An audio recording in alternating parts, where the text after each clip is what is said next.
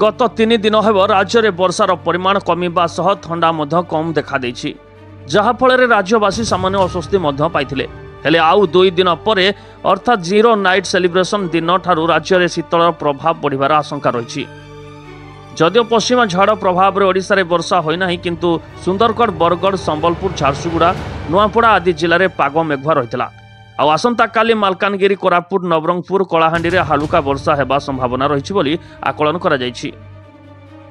तेबे देशर पूर्व भागरे थिबा गुरुचाप बलयर पश्चिमा गति हेतु 30 तारिख ठारू राज्य को ठंडा शुष्क वायु प्रवाह हेबा सह रातिर तापमात्रा कमिबो जहा फଳରେ जीरो नाइट शीत बढ़िबो बोली आकलन करा जायछि। तेबे आज दारिंगबाड़ी रे सर्वनिम्न तापमात्रा 11 डिग्री सेल्सियस रेकर्ड करा जायथिबा बेले सर्वाधिक तापमात्रा संबलपुर रे 31.7 डिग्री रेकर्ड होईछि। एथिसह 15 सहरर तापमात्रा 30 डिग्री उपर रहिथिबारु भुवनेश्वर पाणीपाग विज्ञान केन्द्र सूचना दैछि। केवल एतिकी नुहे आज केन्दुझर में घन कुहुड़ी देखा सह एठारे दृश्यमानता 200 मीटर रही।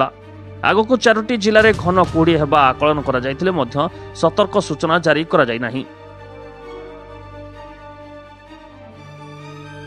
ब्यूरो रिपोर्ट ओडिसी खबर। जेतिकी सत्य सेतिकी तथ्य अधिक खबर जानिबा पई हम चैनल को लाइक शेयर और